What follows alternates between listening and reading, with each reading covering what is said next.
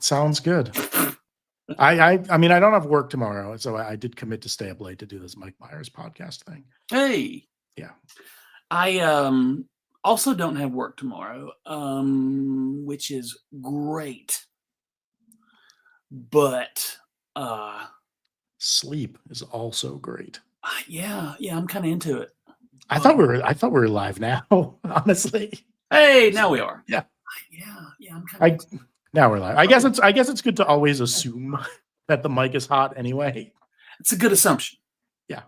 I worked in TV news early in my career, and there were a couple of moments where on-camera talent did not think they were on live when they were on live. So that. I worked in the print newspaper industry for most of my career until, hijinks ensued and we all got fired and they shut down the whole print industry. But there was one filing cabinet full of things that got in the paper that shouldn't have. And that was always a fun read. There was one sports writer, perhaps, I think, who left a very, let's say, adults only message for the copy editor because he knew he would be reading it. And then that guy did not read it. So there in the paper, it says, what was, I'm gonna make up a name. Nate Turner likes to do insert thing here and then that and then all of this with everybody, and that was in the paper. We had to publish a disclaimer, lengthy retraction. I remember one time, this was at the ABC affiliate in Providence. It came back from break, and like the camera went up immediately when the sports guy was on camera screaming at someone, "Stand by me and shut up." And he realized he was on camera and was like, nice. That was pretty great. I love it. I love it. There is a there is a reel of that kind of thing in my side hustle of pro wrestling that goes around the interwebs, of like live on pay-per-views or live on big shows, and a giant dude will come in and say something real intense. And he'll go, "I didn't like that. Can we do that again?" And the interviewer will go, "We're live, buddy." Like, it happened. It's already out there. And then giant dude just kind of deflates, he just goes, "Ugh," and then he walks. That's delightful. Yeah. I mean, I had a few moments like that when I was doing radio, when I was at my punk rock radio show, and we would like come back from playing the songs, and someone would say something that should not have gone over the public airwaves. A fun thing. I had a brief radio career in college, and a badge of honor in college radio, from what I understood, was, "How many stations have you been fired from?" Oh. And my number is 3. So my very first college radio job in college was the radio station in my hometown. And they said, "Just put some personality into it when you're talking between records, man. Just and that was really the worst thing anyone could ever tell me. And I had to do the weather report. And it was in the middle of summer. And I said, well, here on Highway 31 in Clanton, Alabama's WKLF, it is 105 scorching degrees. And oh my God, somebody's kid just caught on fire."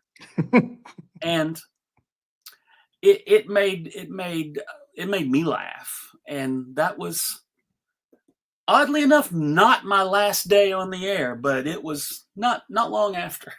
Good times. What I found worked for me was I became program director of the radio station, Mm.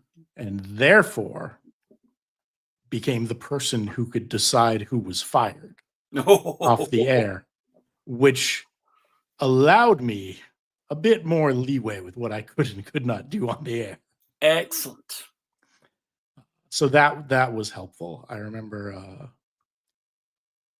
like we there was this thing where we had to read like the concert report every night, which Yeah. would turn into my co-host and I just like opining on all the bands, usually talking about how much we didn't like them.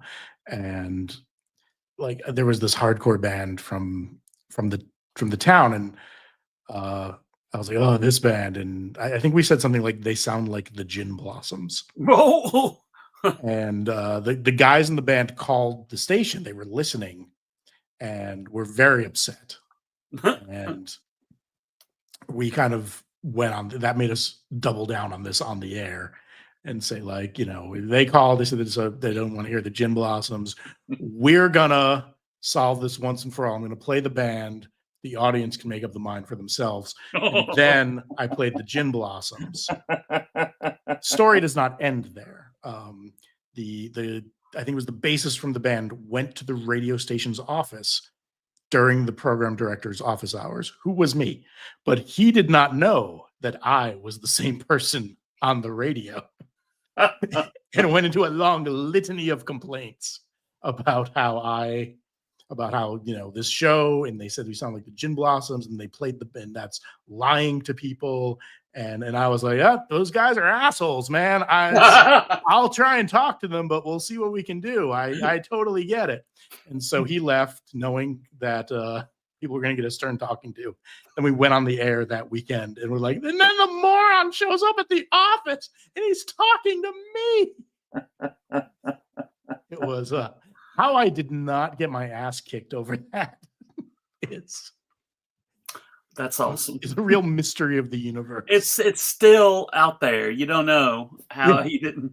That's why I didn't name the band, because now I'm like, oh yeah, I could show up at my job, and the name of that band was Simon and Garfunkel. Yes, it was Matchbox 20. Yeah, it was a long time ago. They were only Matchbox 15. Yeah, at the time. They had the last laugh. Yes, they did. So, I will say this: I know very little about Matchbox 20 but got all their albums, of course. But when they broke, our little area, here in town, Birmingham, had a apparently booming radio scene, like that launched bands, and it quickly dried up and has not ever come back since. But during that time period in the early 90s, we launched again the station with the constant playing of we launched. And this is not me bragging about my hometown, because ew. There was a Matchbox 20 kind of a behind the music or a concert film thing, and they mentioned my little hometown station and said we were first played on the air at 107.7, and that was pretty sweet. A Train, Matchbox 20, one other one that I don't remember well, so I'm sure that they're doing great. Anyway, that was kind of a neat thing to be around during, and then much like all of, corporate radio, it all went away immediately after. Basically, I think after Clear Channel, yes, ruined everything. Mm-hmm. I remember my college station had the gold record for Naughty by Nature's OPP, which was gifted to us in thanks from Naughty by Nature for being among the first to play that song. It was like hanging on the wall in the studio. That Uh, is tremendous. after the college station, I did like briefly work at the like corporate, like the commercial hip hop station in town, Mm. which the not on the air. They did not want this on the air at the commercial hip hop station, but like doing production and stuff. And it was interesting because like rappers would come by to like record promos and stuff. Even like one time Jay-Z came by Sure. with a big entourage, and he recorded some what we called drops, like you're listening Yeah. to, and he wanted lunch, and he was like, I want some lobster. Where can I get lobster around here? So we told him a place, and he had someone in his entourage like go. He said, "Yeah, go get me some lobster." Then he paused and went, "Get Lobster lobster for Hut everybody." down the street. He's like, "Get lobster for everybody." And so, Jay-Z, the man did buy me a lobster lunch once, and It's pretty cool. to my eternal regret, like I was trying to psych myself up to ask Jay-Z if this meant we were big shrimping, and No. I did not have the guts.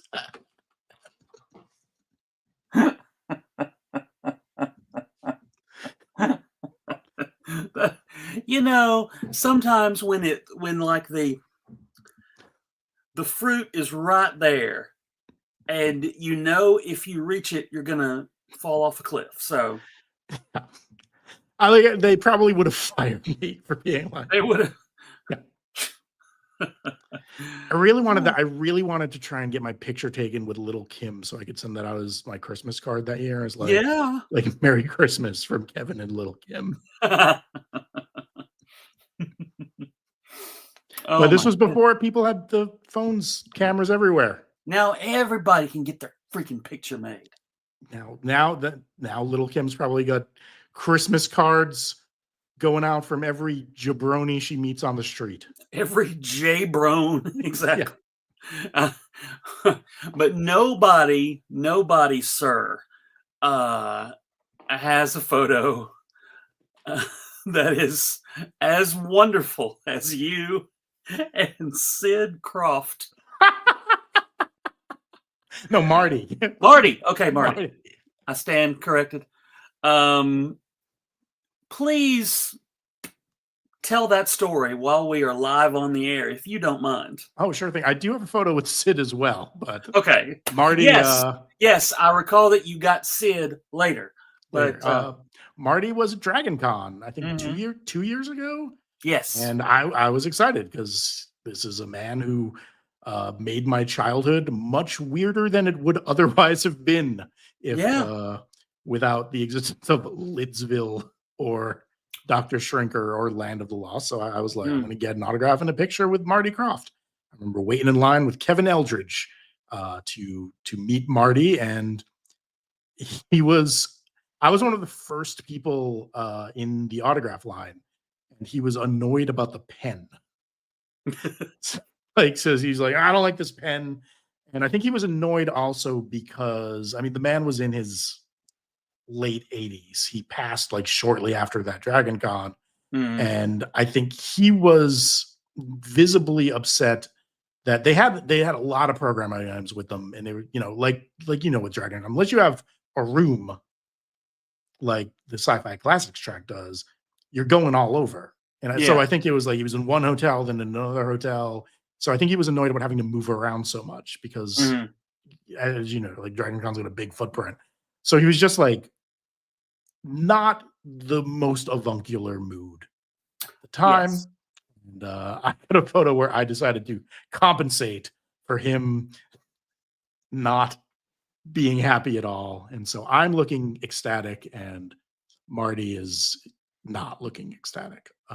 And then I don't want to say checked out, but probably. And then Sid was at a con up here about a year later. I called Super Mega Fest, and I was like, well, I got Marty to sign this like vintage program from the HR Puff and Stuff stage show. Nice. From the 1970s. So I was like, well, I got to get Sid to sign this too. So I showed up to that with Sid, and Sid was like thrilled. He was like, "Where did you get this? This is amazing." Told me all about the show, and they looked at the front with Marty signing, and he was like, "Marty had nothing to do with this." Nice. Yeah. And then like I asked him about Pink Lady because I was like, I'm a huge fan of the Pink Lady TV show. Sure. And he was like, "Well, you're the only one. That was a piece of shit." On record. On record. And he seemed very, very confused at he said it was a piece of shit in front of my 9-year-old daughter. Yeah. Seemed very confused She that needs to know. how much I love the Pink Lady TV And show. she needs to know that this thing her father likes Yes. is a piece of garbage. Which I have not shown my daughter, even though I do have the DVD set that came out. Yeah. So, and then I get a picture of me, Sid, and my daughter together. Where Sid's like giving a thumbs up. He's smiling. Good. He's like, why is this a-hole asking me about the worst thing we ever did? But I was obsessed with finding that show. There was a book called Total Television. I feel like I have had that book at some point. Yeah, it sort of listed like every TV show ever made Mhm. at the time, which I think it would be like an encyclopedia set now Yeah. with cable, but it was and one of the shows it listed like Pink Lady like lasted 2 episodes, stars a Japanese pop group who were given a TV show, and then after the contracts were signed, they realized the Japanese pop group didn't speak any English. and I was like, I have to see this. Mhm. And it took me years to track down a copy. Someone put one of the episodes after an episode of The Great Space Coaster for sale Yeah. at like Chiller Theater one year, and I found it that way. Now you can just go to YouTube and Yeah. type Pink Lady and Jeff, and like anyone can see it. But Now, YouTube is the free version of the bootleg tape trading table at every convention, which was my number one destination before I made my own destination with me and Gary in the Classics track room. That tape table, I got so many things that now are just boop boop on the tubes, and there it is. On YouTube, I didn't get to the dealer's hall this year, Me either. so I don't know if that still exists. I don't know that it does. I was at Rhode Island Comic Con last weekend with my daughter, and there was a version of that. It's all Blu-rays, and it's mostly like full runs of TV shows.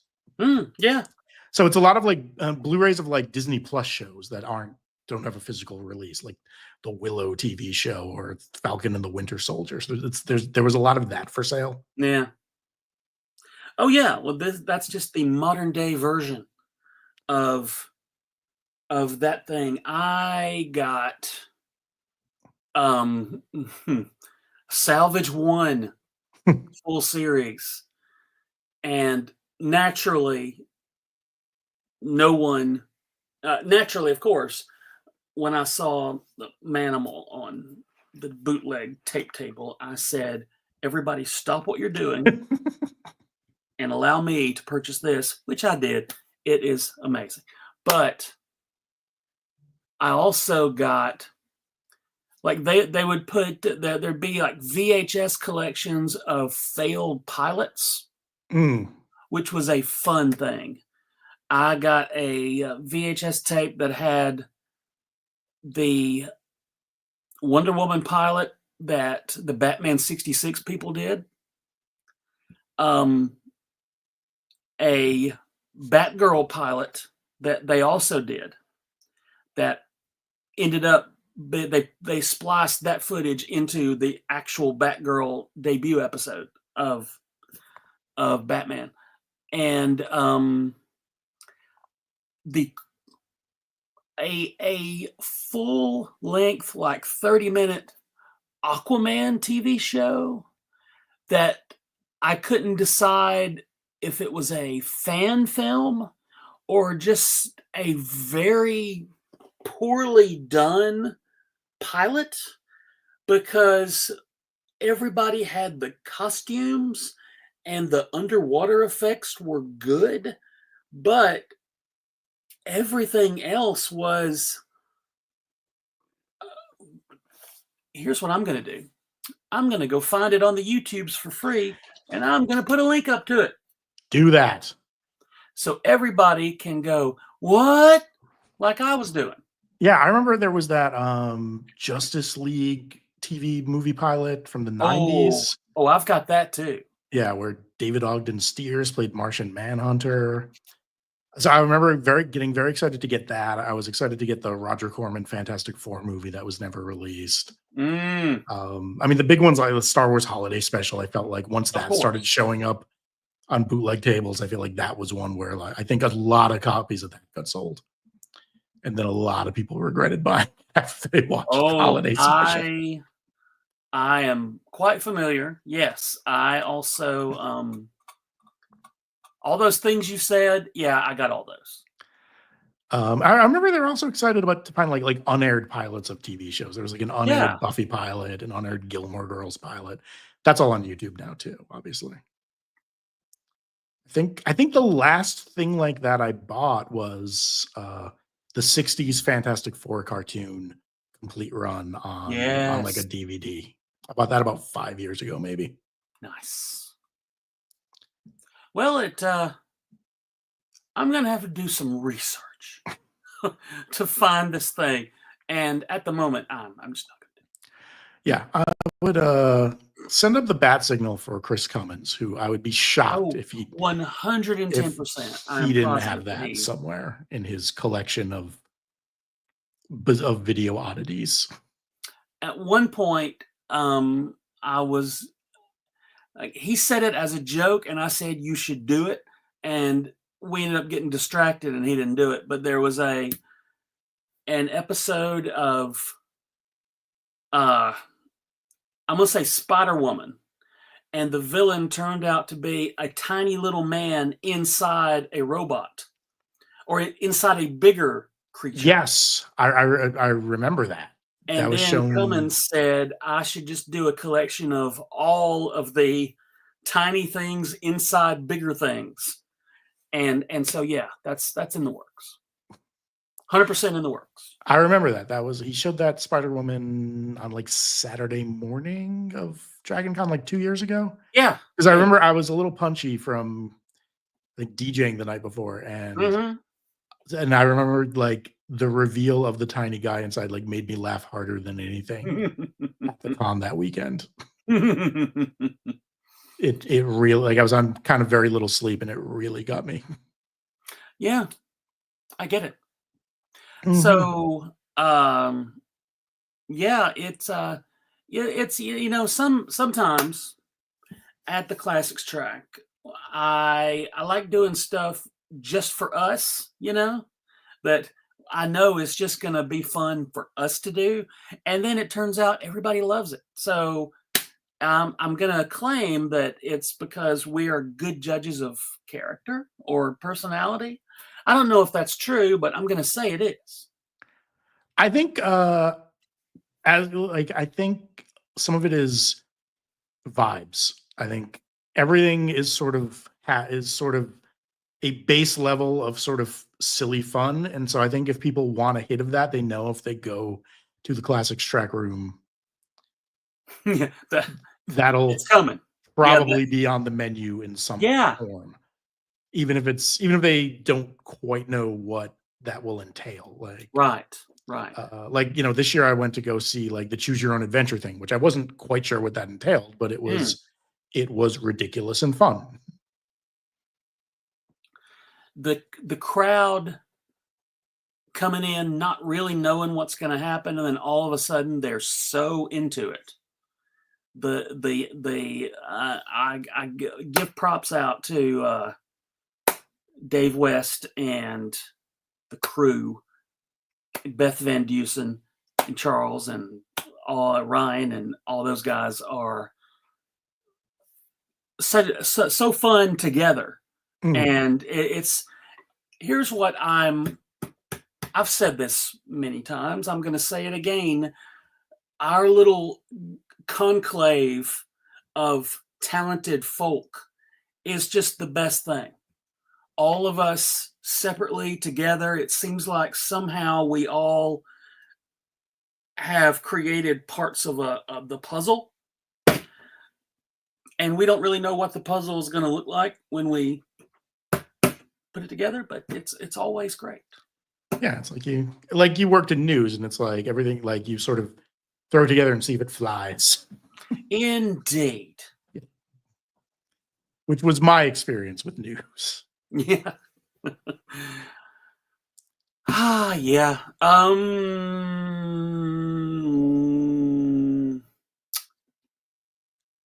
Why don't we do this and Yeah. then we'll close out for the evening? I'm going to go find a 1-star review on Amazon of something.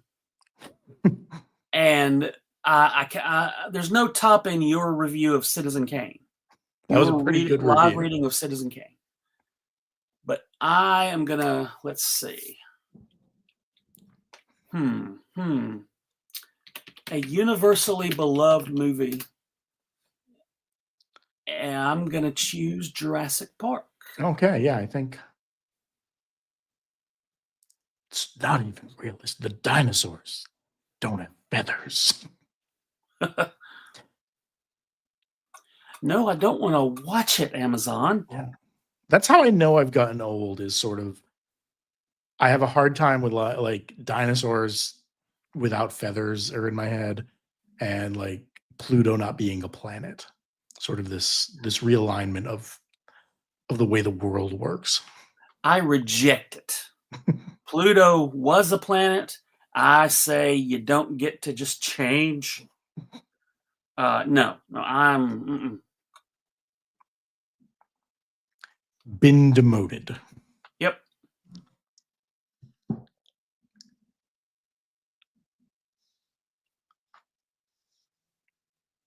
I don't know. I was sort of I remember at Dragon Con last year, like when we did like the music video book club, I thought that one where it felt like the audience showed up kind of like, oh, music videos. And I thought like that one went really well. Watch, you're gonna get the app feedback now, and it's gonna be like these we people all hated it. Yes, we all hated it. Why did they do it? Make them stop. Yeah. I don't get it.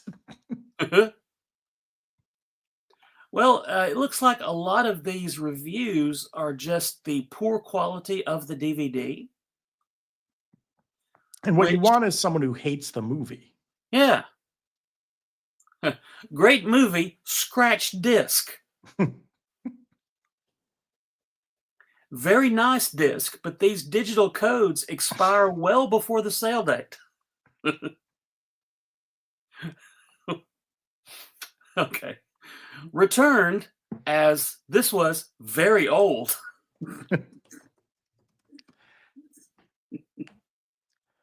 Did he not know that it was good times?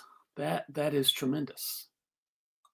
I'm gonna find a review. I'm gonna go 1-star review. Yeah, again,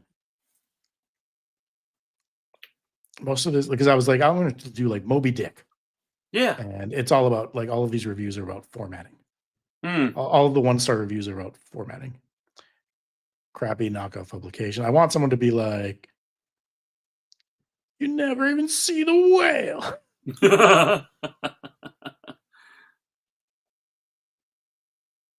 This book is really big and heavy, and the print is really small.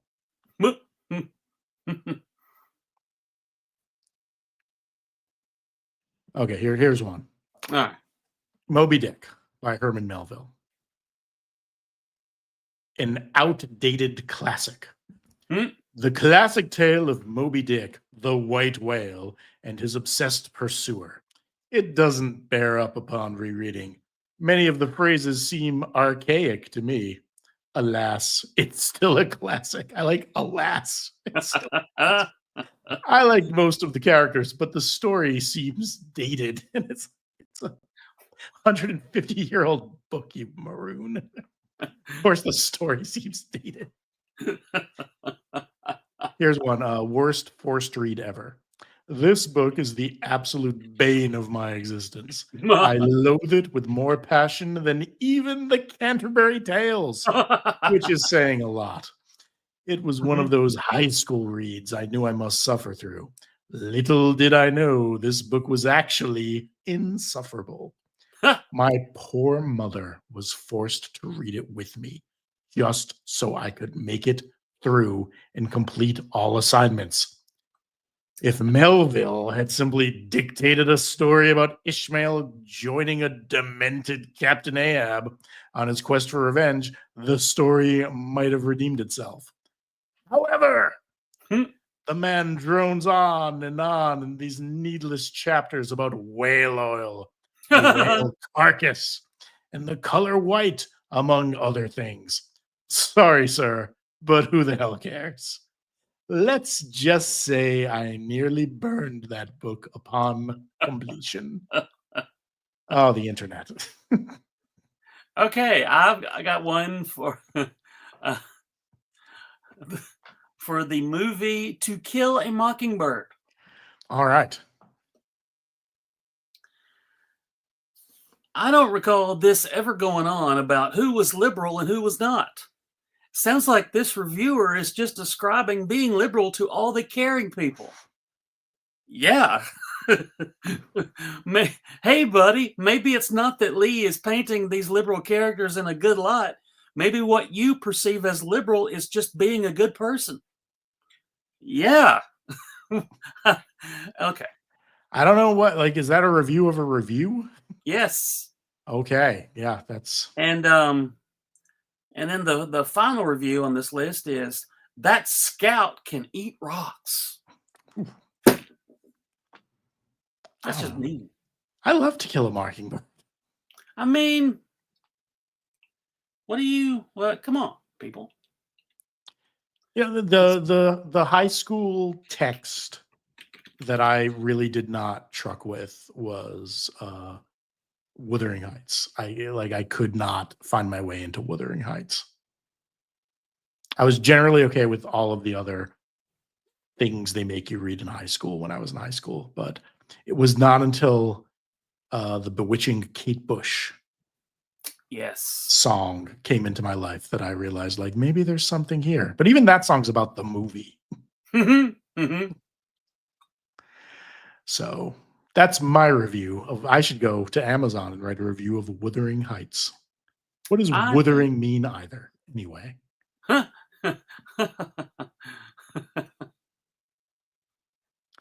did not enjoy it. Between you and me, Joe, I read the Cliff Notes. Like about Yes. halfway through, I dropped it and read the Cliff Notes. And 10 Commandments, 1 star review. This movie was 4 hours long. I was silently asking Cecil B. DeMille to let his people go. Okay. uh, it's a little bit of a jape at the length of the Ten Commandments. Granted, I Mm, have not watched the Ten Commandments since I was a kid, and they would show it on TV. So I don't know how well that movie holds up. But I'm gonna say the CGI was lacking. I don't know how you. I don't know how they got that Red Sea apart, but come on. yeah,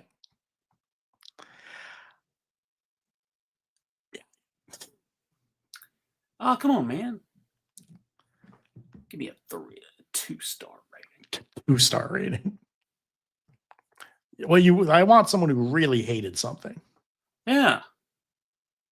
Uh, See, if I do like Raiders of the Lost Ark, all the reviews are going to be like they're either going to be, the disc has a skip in it, or they're going to parrot that Big Bang Theory thing about Indiana Jones doesn't affect anything, Oh, which I have no time for. no. Okay. I think I found one for the 10 Commandments. I bought this because I wanted to see the opening of the Red Sea. I never got that far because the DVD stopped working partway through. Up till that point, I found the storyline dragged, and it bothered me they added things that are not in the scriptures, like a romance, Moses' mother almost getting killed, etc. The part I liked the best was the monologue at the beginning. Well, And the book is usually better than the movie. yeah,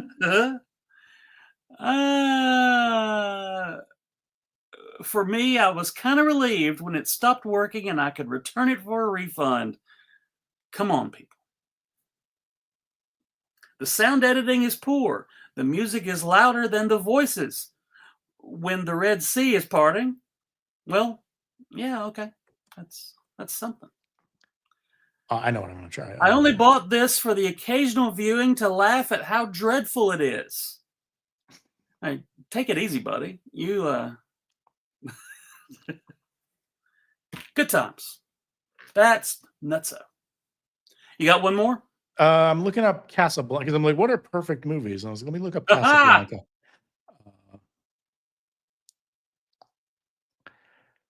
Okay, here's this. This is 1 star for Casablanca, and the title of the review is "Fornication." No. Same old story: immorality, fornication between Rick and the chick. And what happened after this? Burgomeister went and committed adultery, and her children suffered for it. Don't think Satan has only been around since the Beatles. He's been plying his trade for millennia. Who paid to see it? Rotten Americans. They gratified their lust, and the movie made money, and the tale kept spinning. Satan's got a real racket. Burgomeister and Bogey fell for his tricks and are you know where now. They were Satan's pawns, just like America is. Love of Money by Mr. Warner. Like, what is the Burgomeister? Is it like Santa Claus is coming to town? That's what, yeah. What is Corrupt movie used by seducing spirits. And then in parentheses, it says demons who lead the world to hell.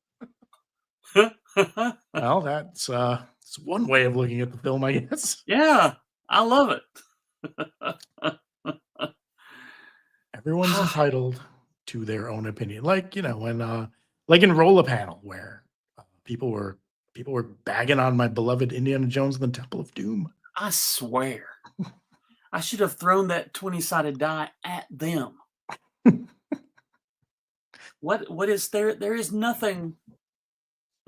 No. I will have none of it. So yeah, I disagree completely it's with any possible criticism.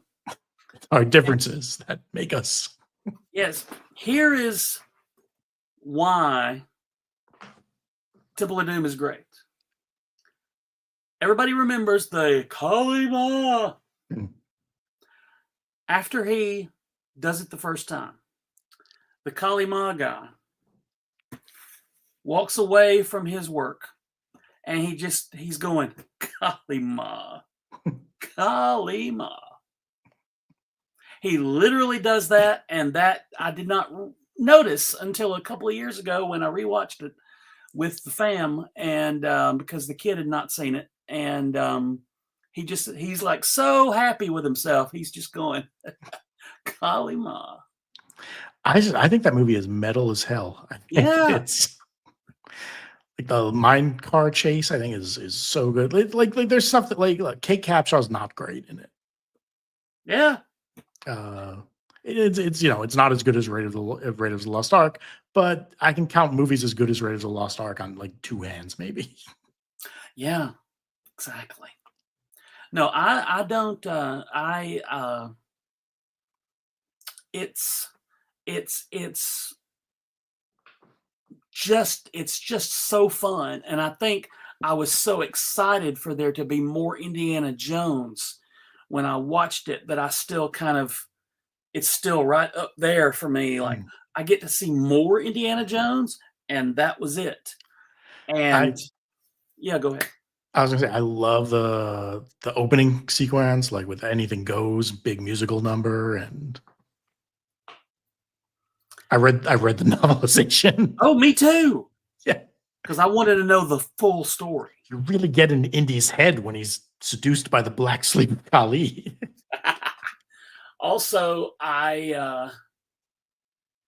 the Club Obi-Wan sign, I think might have been the first time I was watching something and went, ah, See what you did there, Steve. I got that reference. So yeah, that's a fond memory of high watermark, if you will. Well, Mr. Kevin, I say let's shut this sucker down, and we'll do more of these later on. I think that sounds good. Thank you for setting this up, Joe. This was a nice little respite from a what has been a trying week Various dumpster fires. to just to get on here and talk some nonsense. That's right. At my pro wrestling job on Friday night, I said at the beginning, some of us, maybe a lot of us here, have had a pretty bad week. So right now, I would like all of you guys just to relax and watch people beat each other up. And they did that, and it was great. And I'm going to do that more. I was wondering if we wanted to maybe because we have the turkeys away script. I was wondering like if we wanted to like try and do that, but like have people play different parts. If that would be Why don't we do fun. that? Why don't we just do we'll do another one and let new people come on board and try their hand at it. Yeah. Or even if someone was there last time and Yeah. someone else could be like Gordon Jump or something, you know? Yeah. That works. Yeah. Okay. I say we do it. I'll put the word out because the script is done. Yeah. Your work is over. Hot dog. All right, Joe. It was great to chat tonight. Yes. I I will. Anyone watching this, be on the lookout for the So I Married an Axe Murderer episode of Gleaming the Tube that should be coming out and that I'm recording right after this. So Excellent. in You the go next and do couple that. weeks. Okay. I'll see you, sir. Bye.